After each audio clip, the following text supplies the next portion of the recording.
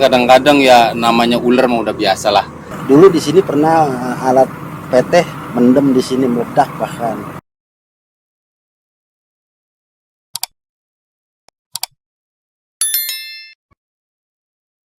Assalamualaikum Sobat Jelajah Jakarta. Begitulah pengalaman Pak Supandi, seorang operator eksavator yang kini bertugas bersama teman-teman unit Alkal Sumber Daya Air SDA di Sungai Ciliwung segmen Kampus Institut Kesenian Jakarta IKJ Jakarta Pusat. Sebagaimana tadi Anda sudah dengar dari Pak Supandi, saat menjadi operator eksavator, bertemu dengan ular merupakan hal yang sudah biasa. Yang menakutkan jika berjumpa dengan macan. Pasti Anda bertanya, memangnya di Sungai Ciliwung ada ular atau macan?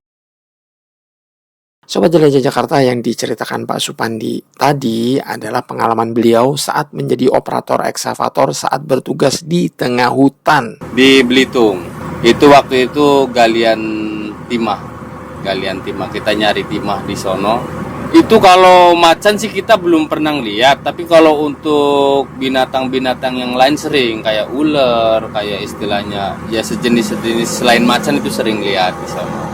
Kalau ular mah udah nggak, istilahnya kita udah nggak heran lah, namanya di hutan gitu kan.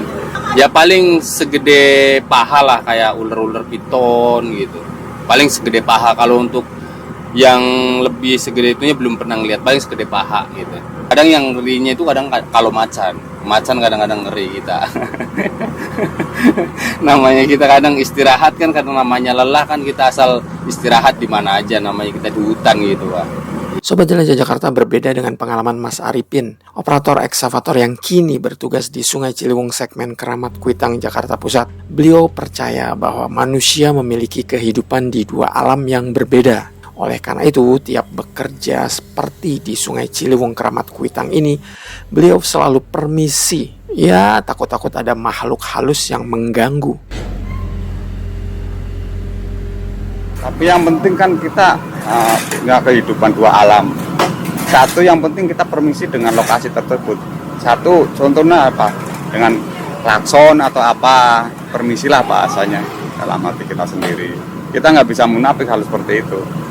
Sobat Jelajah Jakarta, meski kejadian tenggelamnya eksavator di Waduk Sunter beberapa waktu lalu yang sempat Jelajah Jakarta liput itu adalah masalah teknis, namun sebagian orang percaya bahwa kejadian tenggelamnya eksavator karena ada hal-hal mistis. Misalnya ada lumpur hidup di Waduk Sunter yang menarik-narik eksavator sampai akhirnya tenggelam. Ya, kata-kata orang itu apa ya, kata lumpur hidup, ketarik lumpur hidup. Katanya, yang orang-orang cerita maksudnya gitu loh. Semua di mana tempat itu ada Pak. Tergantung dari keyakinan kita masing-masing. Kita kan hidup nggak boleh istilahnya mengelak lah. Itu udah hukum istilahnya dari yang kuasa. Yang penting kita pasrah kerja sama yang kuasa, udah jalanin apa adanya seperti itu. Sobat Jelajah Jakarta, soal hal-hal mistis saat menjalankan pekerjaan sebagai operator, Pak Saun, operator eksavator yang saat ini bertugas di Waduk Kampung Rambutan ini, punya cerita kejadian mistis yang dialami Pak Saun saat bekerja di Waduk Pondok Rangon, Kecamatan Cipayung, Jakarta Timur. Saya rasa setiap tempat itu ada ya, bahkan saya sendiri kejadian pada waktu Waduk Pondok Rangon. Nah itu ya awalamlah masalah itu ya, kita mungkin lagi memang badan saya juga lagi kurang fit. Siang itu saya ngerobohin pohon, memang di situ juga sempat saya lihat pohon ini kok kecil, tapi saya robohin diri lagi. Ntar dia saya robohin diri lagi karena saya nggak berani untuk videoin gitu ya. Cuman saya kerja sendiri. Ya tiba-tiba nih, ya maaf nih ya, bukan kita Rahul atau saya Jail ya. Kita udah permisi gitu, udah ngikutin tugas yang udah diarahkan dari dinas ya. Nah, kebetulan pada waktu itu saya noleh ke samping kiri seperti ini, ada bapak-bapak di situ rambutnya putih, ambennya model dulu tuh apa, sabuknya yang hijau itu yang besar, sama pakai peci. Tong lu mau apa ini tuh Tong, dia bilang gitu sebutnya. Ya dulu di sini pernah alat PT mendem di sini meledak bahkan. Ya saya gini Wak, saya bilang itu bahasa Betawinya ya, saya Wak mau bikin saluran ini Wak, mau buang air sebelum. Ya lu hati-hati aja, udah permisi belum? Alhamdulillah udah, dengan bahasa batin saya, Wak. Setelah saya begitu, saya noleh lagi ke samping, dia nggak ada. Bahkan saya sampai merinding. Ya mungkin ini ada penyampaian buat saya, peringatan buat saya. Jangan kita kerja ini selanang selonong, ya mereka juga kan masing-masing ada tempatnya. Kita juga ya pengennya kita lagi kerja, dia minggir dulu, kita nggak tahu deh, nggak lihat. Kita mohon maaf. Gitu aja. Kalau mistis ya bukan di sono doang, di sini juga dulu ya sering. Kadang-kadang kayak dia naik di beko, kita tanpa sadari kita lagi foto-foto apa, tahu-tahu ada aja. Tapi kalau untuk dilihat kasat mata kita belum pernah ngeliat. Tapi kalau istilahnya kita lagi iseng moto apa itu kadang-kadang ada. Untuk ngelihat kasat mata belum pernah, tapi melalui foto gitu. Tapi kalau untuk percaya sih percaya ada gitu. Dari ketiga operator yang tadi, yang paling lama pengalamannya menjadi operator adalah Pak Supandi. Tahu nggak berapa lama beliau sudah jadi operator? Jadi kalau untuk operator di SDA ini kurang lebih 3 tahunan lebih lah, kurang lebih 3 tahunan. Tapi kalau untuk di luar sana mungkin ada 20 tahunan. Sobat Jelajah Jakarta, jika Pak Supandi sudah 20 tahun jadi operator eksavator, Pak Saun baru 14 tahun menjadi operator eksavator. Kurang lebih 14 tahun. Selama 14 tahun menjadi operator eksavator, tentu saja banyak suka duka yang sudah dialami Pak Saun. Sukanya kalau kerjaan ini memang benar-benar banyak kerjaan, kita semangat gitu ya. Kalau memang nunggu-nunggu begini juga kayaknya kita jadi jenuh. Sobat Jelajah Jakarta, sebetulnya sejak awal Pak Saun ini tidak ada niat menjadi operator. Sebetulnya dari awal sih saya nggak ada niat ya, Bang. Nggak ada niat untuk jadi operator. Ya kebetulan saya belajar. Awalnya sih saya memang bukan jadi operator. Awalnya saya jaga alat kurang lebih 2 tahun. Terus ditarik ke Pegangsaan 2, waktu itu kantornya masih di Pegangsaan 2. Ya di situ saya sebagai TK lah, sebutnya TK. Jadi rawat rumput, bersihin trek. Ya itu kerjaan saya awalnya. Jadi Sobat Jelajah Jakarta, di antara Pak Supandi dan Pak Saun, Mas Arifin adalah operator eksavator yang relatif masih baru. Beliau kurang lebih baru menjadi operator eksavator 6 tahun.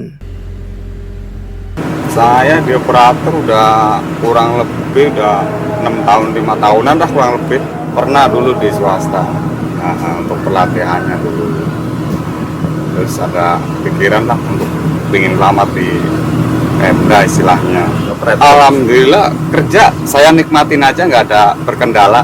Yang penting kita jalanin sesuai apa kewajiban kita aja udah. Sobat Jelajah Jakarta, seperti juga Mas Arifin yang merasa enjoy dengan profesinya, Pak Saun dan Pak Supandi pun merasakan hal yang sama. Walaupun mereka sudah puluhan tahun menjadi operator eksavator. Bahkan di usianya yang seharusnya sudah pensiun, Pak Saun tetap semangat membantu di unit Al-Kalsudin SDA Jakarta Timur untuk mengangkat lumpur yang dimasukkan ke dalam bak dump truck. enaknya kita di sini kan kerja, ibarat kata walaupun kita bawa alat berat, kita yang ngatur sendiri.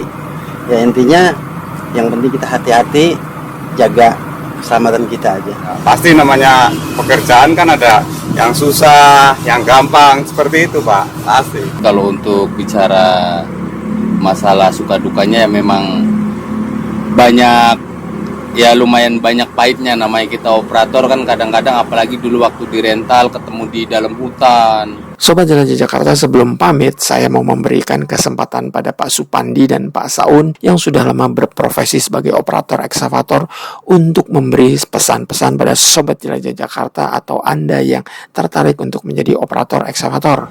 Pada intinya mah, kalau emang pengen belajar, kita jangan sungkan untuk bertanya kepada yang lebih senior gitu. Bagaimana caranya untuk mengemudi alat berat, bagaimana caranya untuk naik subloader, bagaimana caranya untuk kerja gimana. Jadi jangan sungkan lah untuk bertanya kepada yang lebih tua gitu, apa yang lebih senior gitu. Pengen saya gini, kita ini kerja sudah dipercaya sama perusahaan atau sama dinas ya. Kita ini kerja yang betul, yang benar, ngikutin intinya ngikutin prosedur kontrak kita. jangan suka kita nyeleweng atau gimana atau malas-malas. Kalau memang ada pekerjaan yang kira-kira harus benar-benar kita kerjakan, ayo kita kerjakan. Dan juga intinya dinas ini juga membayar kita ini ya lumayan lah, intinya memang untuk mencukupin sih ya belum ya, manusia belum tentu cukup walaupun berapapun, tapi kita bisa bersyukur kita bisa bekerja.